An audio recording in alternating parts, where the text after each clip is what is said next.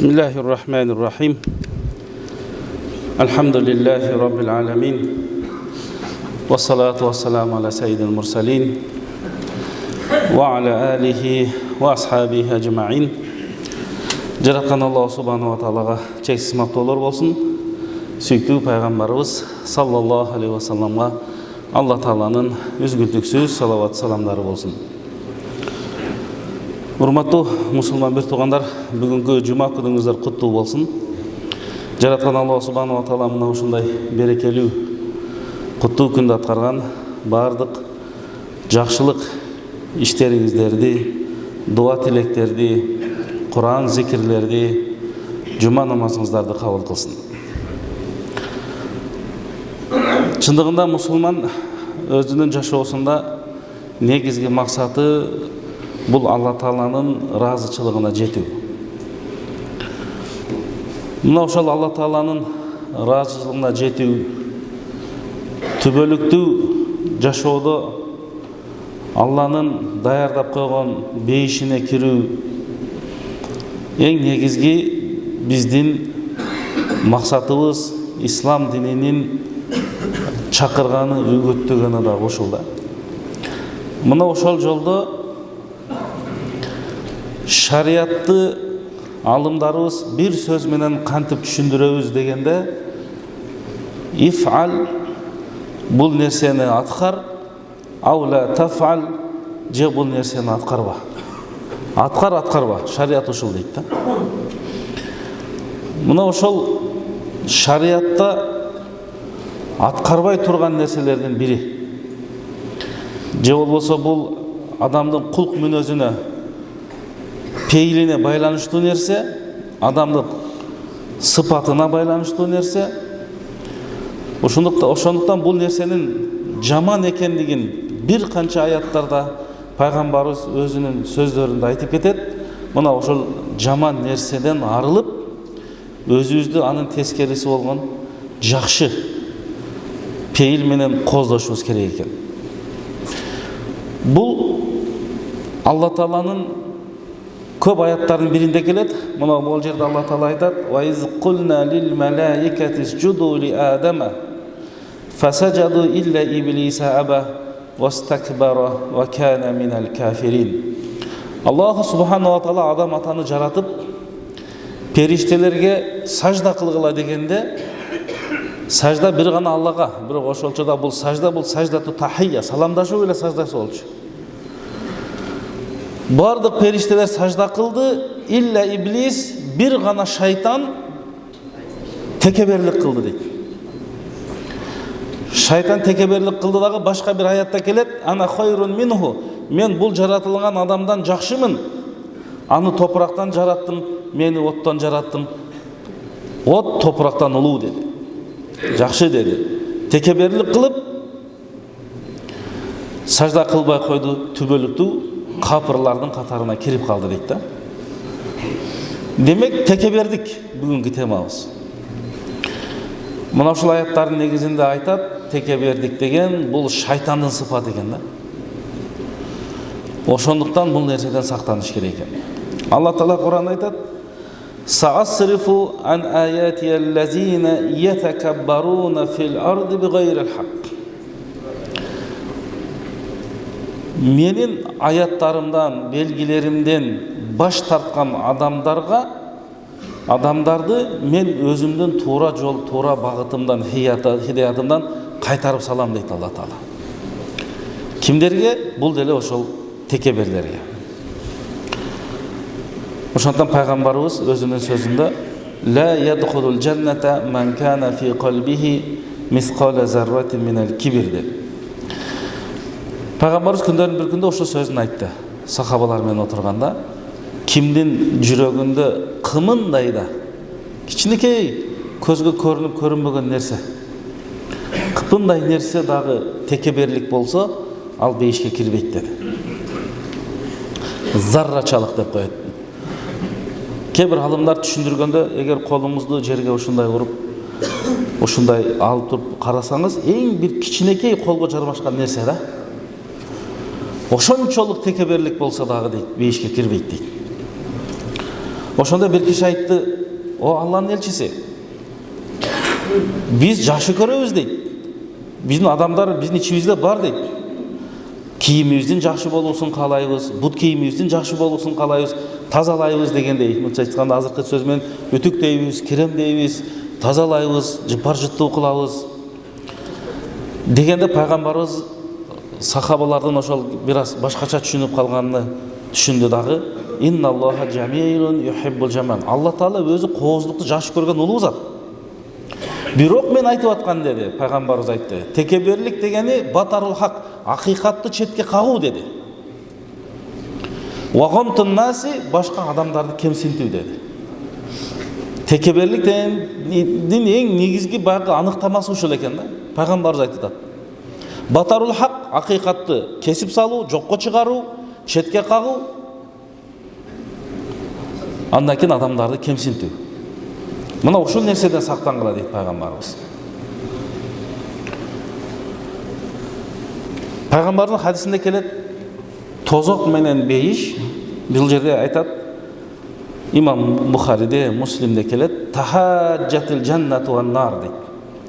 Тозок менен бейиш экөөбү талашып калды дейт. Тахаджат деген далилдери менен дагы айтып калды дейт. Тозок айтыптыр, факолат усирту бил мутакаббирина вал мутажаббирина. Мага дейт экен, текеберлер, залымдар кирет дейт экен, тозок айтат экен. Бейиш айтат экен, мали ла ядхулуни илля дуафаун нас ва сакатухум. Ошондо бейиш айтат экен, магачы алсыз, жөнөкөй адамдар кирип калабы. Бирок ошолор кирет. Деп сүйлөшүп атканда Алла Таала айтат экен, бейишке айтат экен, о бейиш, анти рахмати, сен менин райымым, мээримимсиң. Каалаган жараткан пендемди сен аркылуу мен райым кылам дейт экен. Бейишке киргизип коем деген экен. Тозок айтыптыр, иннама анта азаби, бейиш менин рахматым, мээримим болсо, сен менин азабым дейт экен. Бул дүйнөдө Куранга, сүннөткө, Алланын сөзүнө каршы чыккандарды мен сени менен жазалаймын дейт экен. Вали кулли вахидатин минкум амилуха, бирок экөөңдөн толосун дейт экен. Демек тозок ээлери дагы бар, бейиш ээлери дагы бар. Ошол кайсы жолду тандоо бизге ыктыяр берилген да. Бизге ыктыяр берилген.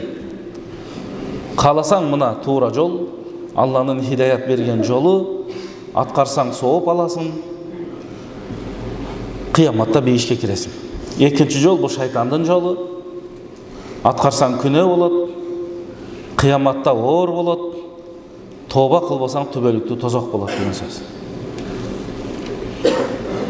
Ошондуктан пайгамбардын башка бир хадисинде келет, хуффатил жаннату бил макарих дейт.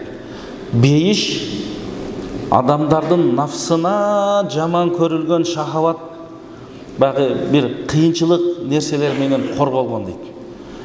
Нафсы тим койсоң, намаз окуйын дебейт экен. Же зекет садака берейин дебейт экен. Тим эле койсоң, аны тарбиялаш керек экен.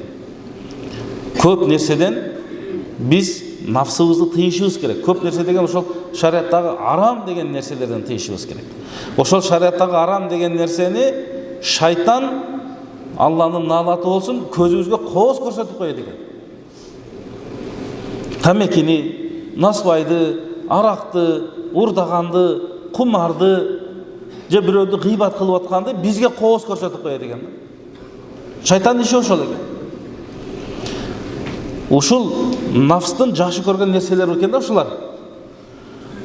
Ошондон нафсыңды тыйган болсоң, мына анан бейишке кире аласың деген сөз. Ва хуффатин нар бишахава. Ал эми тозок болсо бардык кумар менен, оюн зоок менен, адамдын нафсысынын каалоосу менен курчалган дейт. Эгер нафсыңды эле уруп ээрчип кете берсең, анда нафс ошол жака алып барып коет адамды. Себеби Юсуф сүрөсүндө айтат, иннан нафса ла аммаратун бису. Адамдын нафсы аны тарбиялабаса, иман нуру менен кооздо болсо, жакшы адеп ахлак менен кооздо болсо, ибадат кылбаса, анда адамдын нафсын жамандыкка буйруп салат дейт. Алла Таала айтыптыр, улуктук, текеберлик бир гана Аллага жарашат экен да. Алланын сыпаты экен, махлуктун сыпаты эмес экен. Ким ошол текеберликти менден талашса, аны тозокко салып салам деди Алла Таала айтты. Себеби аны талашуу менен ал адам баласы жөн эле калбайт экен. Акыйкатты четке кагат экен, башка бирөөлөрдү кемситет экен да. Кемсинтүүнүн кандай жолу болбосун, ал сөз менен болобу, кыймыл аракет менен болобу, же башка нерсенен болобу, ошондон бул Аллага гана ылайыктуу нерсе экен. Лукман өзүнүн баласына осуят берип жатып мынтип айтат. Бак, Лукман деген сүрө деле бар. Ошол жерде толтура баласына берген окуя бар. Бак, осуяттар бар. Ошонун ичинен мынтип айтат. ولا تصعر خدك للناس ولا تمشي في الأرض مرحا إن الله لا يحب كل مختال فخور. Баласына айтып атат, о балам дейт. Сен адамдарга бак сөздү айткан жок. Керек болсо жүзүң менен текеберлик кылып, аларды кемситпегин дейт. Жүзүң менен эле деп атат. Балки ошол жүздөгү кыймыл аракет, көзбү, жүзбү, ошол мына жүзүң менен ар кандай немелер бар го. Ошондой да кылбагын. Ошол кыймыл аракетиң менен башка бирөөдү кемсинтпегин. Вала тамши фил арди марахан, жер бетинде өзүңө өзүң моокумун канып, өзүңө өзүң таң калып, башкаларды кемсинткендей кылып баспагын. Анткени Аллах субхана ва таала мындай баскандарды жакшы көрбөйт деди. Текебер болуп, башка бирлерди кемсинтүү максатта басканды жакшы көрбөйт деди. Демек бул жерде мухталин фахур, адам баласы текеберлик кылып, өзүн моокумун канып, мактап, күчүн, малын, акылын, мансабын аркылуу башка бирөөдү кемсинтем деген максат болсо дейт.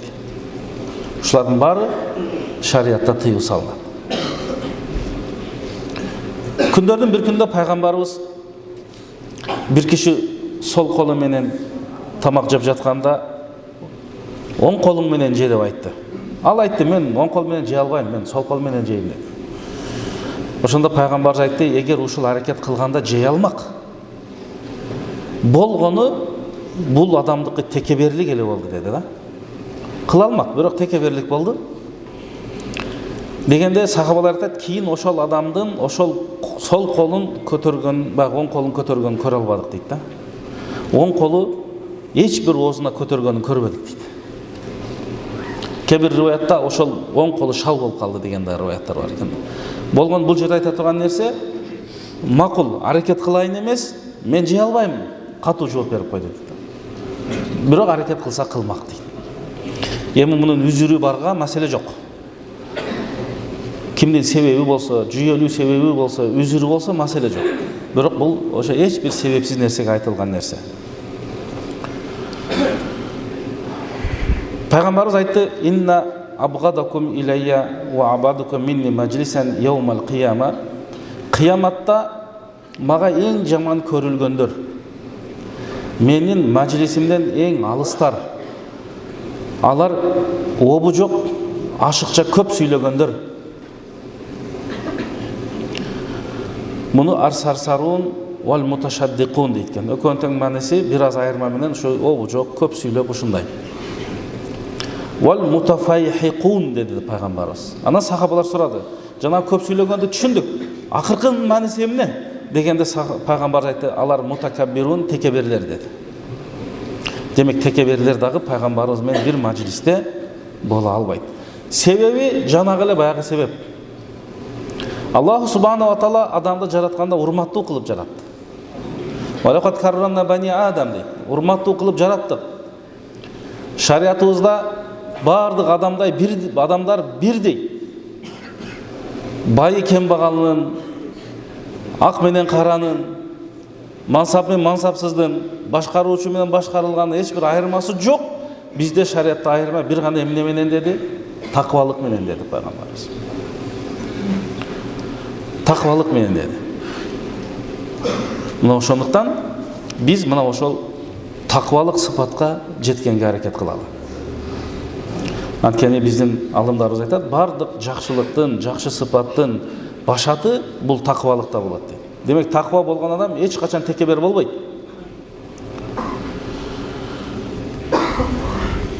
Пайгамбарыбыз айтат: "Юхшару ал-мутакаббируна яумал кияма амсала зарр фи сувар ар-риджал." Бул жерде ушундай тафсирлептир: кыяматта бардык адамдар тирилет эсеп китепке. Ошолордун ичинен текеберлер дагы тирилет. Бирок алар тирилгенде сүрөттөрү адамдын сүрөтү, бирок денелери кичинекей кумурсканын денелеринде болот дейт да.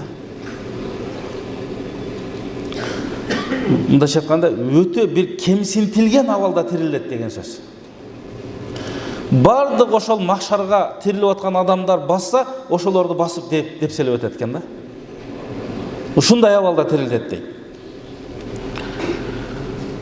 Эмне үчүн? Мин хаванихим алалла, Алланын алдында алардын эч бир салмагы жок болгондуктан дейт. Себеби бул дүйнөдө Алланын сыпатын талашып атпайбы, текеберлик кылып, акыйкатты четке кагып.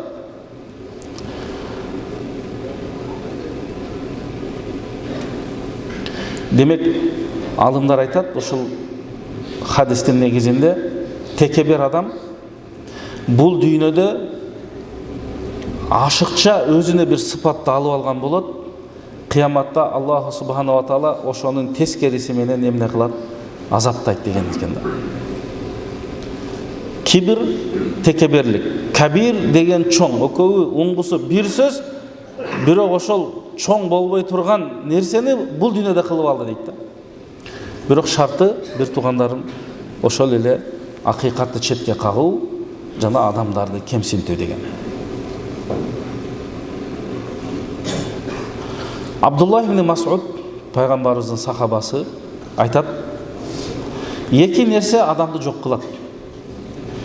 Биринчиси кунут, үмүтсүздүк, экинчиси ал-уджубу, өзүнө өзү мокуму кануу дейт. Өзүнө өзү мактап. Кандай?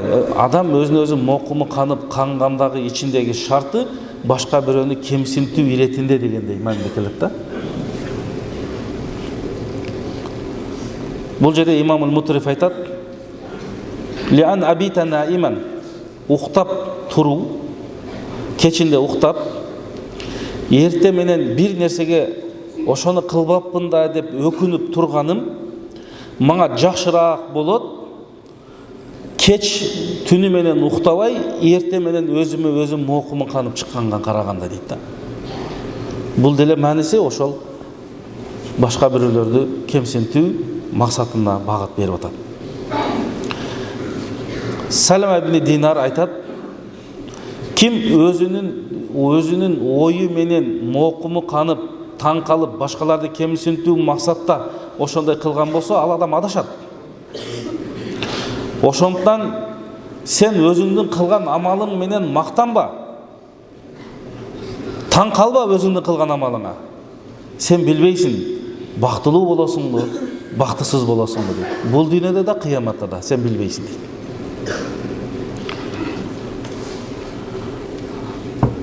Пайгамбарыбыздын неберелеринен Абу Джафар Бакир Мухаммад Али ибн Хусейн айтат: эгер адамдын жүрөгүнө текеберлик кирип кетсе, ушинтип айтып атат: "Ма дахала qalba abdin shay'un min al-kibri illa naqasa min aqlihi biqadrihi." Адамдын жүрөгүнө канчалык текебер кирсе, акылдан ошончо нерсе кемейт дейт. Ал аксар минху, жандан көбүрөөк нерсеси кемип калат дейт. Мына ошол туура ой жүгүртпөгөндүн негизинде анан башка бирөөлөрдү кемсинтет, анан башка бирөөлөргө зыян берет, же башка жаман иштерди аткарат дейт. Демек, алымдарыбыз айткандай, текебер адам эмне үчүн текеберлик кылып атат десе, демек ал өзүнө өзү ал-уджубу дейт. Уджуб деген ажаптануу, таң калуу, мокуму калуу деген сөз. Ошондуктан ал таң калыштык ал адамга текеберчиликти алып келет. Ал текеберчилик ал адамдын кыймыл аракетинде көрүнө баштайт. Ал эми кимге текеберленип атат бирөөгө текеберленет экен адам, жөндөн өзүнчө кыла албайт дейт. Кимге текеберленип атат десе, анын себеби бул ичи тардык, бирөөдү жаман көрүштүк дейт да. Ошол себеп болот дейт. Анан экөөнө байланыштуу кандай нерсе бар десе, же мына ошо азыр бирөөгө текеберлик кылды, же себебинен башка кандай дагы себептери бар десе, үчүнчүсү өзүнчө эле бул баягы аррия деп коет экенбиз. Бул кожо көрсүн, бирөө уксун. Бир амалды бирөө көрүп койсун, мына мен деле кылып атам деп көрүнүш үчүн кылган болсо, ошол дагы адамга текеберлик сыпатты алып келет дейт да. Ошондо пайгамбарыбыз айтат, мен эң силерге корккон нерсем бул кичинекей ширк дейт. Анан сурашат, кичинекей ширк деген эмне? Дегенде бул кожо көрсүн үчүн амал аткаруу дейт экен да пайгамбарыбыз. Бирөө үчүн экен да, намаз окуса бирөө үчүн, Алла үчүн эмес. Зекет берсе бирөө үчүн, Алла үчүн эмес.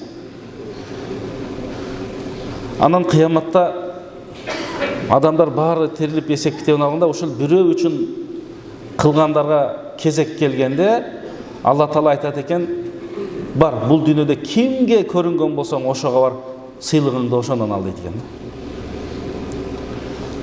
Бул дагы ошол учурда эми ошол адамдын чыныгы бактысыз экендигинен далил берет.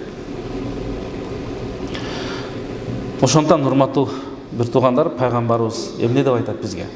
Инналлаха ауха илейя. Пайгамбар айтат, Алла Таала мага вахий кылды.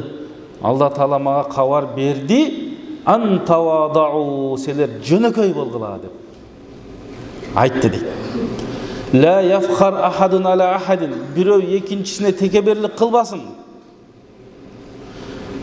Бирөө экинчи бир адамга чектен ашыкча мамиле кылбасын. Шариатка каршы келген. Силер жөнөкөй болгула деди. Бардык береке, ынтымак бул жөнөкөйлүк деген. Бул жашоодо да биз практикада да көрүп атабыз. Жөнөкөйлүк. Бирөөгө барып кыйкыра берчи. Бирөө эмес, өзүңдүн аялыңа да, балаңа да жакпайсың. Жандай эмеспи? Орой боло берчи, кимге жагасың? Акылсына берчи, кимге жагасың? Бирок ошондон баягы биздеги жакшы сөз жыланды да ийинден чыгартат дегендин мааниси ошонун баары жөнөкөйлүк деген. Жакшы сүйлөсөң, жакшы мамиле кылсаң, жакшы учурашсаң, кошуналар менен, достор менен, коллегалар менен, жалпы эл менен, мына ошол исламдын негизги багыты ошол. Кулк мүнөздүн жакшы болуусу. Демек биз өзүбүздү кантип сактайбыз? Кыска тезирээк айтайын. Биз текеберликтен эң биринчи билишибиз керек аз аят хадистерде келдик. Өтө азабы катуу экен, ошону сезсек биз текеберликтен сактанабыз. Кээде алымдарыбыз айтат, эгер ооруларды барып зыярат кылсаңар, муктаждарга барып жардам берсеңер, жетим жесирлерди зыярат кылсаңар, барып өткөндөргө бата дуа кылып зыярат кылып келсеңер, ушул нерселердин баары адамга акыреттүү. Кабырга барып дуа кылсаң, бирөөдү акыркы сапарга узарып атсаң, үлгү аласың го.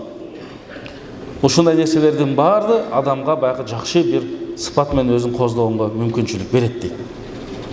Анан ошого мутакаббир болгон адамдардан, достордон эч эле оңол болсо алыс болуш керек экен. Баягы жөнөкөй адамдар менен, баягы мажлисил илим жерде алымдар менен жүргөн болсоң, бул дагы ошол жакшы бир сыпатка ээ болгонго мүмкүнчүлүк берет экен. Демек, урматтуу мусулман бир туугандар, жараткан Аллах субханала ва таала баарыбызды мына ушул жаман сыпаттан алыс кылсын. Өзүбүздү дагы, урпагыбызды дагы, мусулмандарды дагы ушул шайтандын сыпаты болгон текеберликтен сактаган болсун.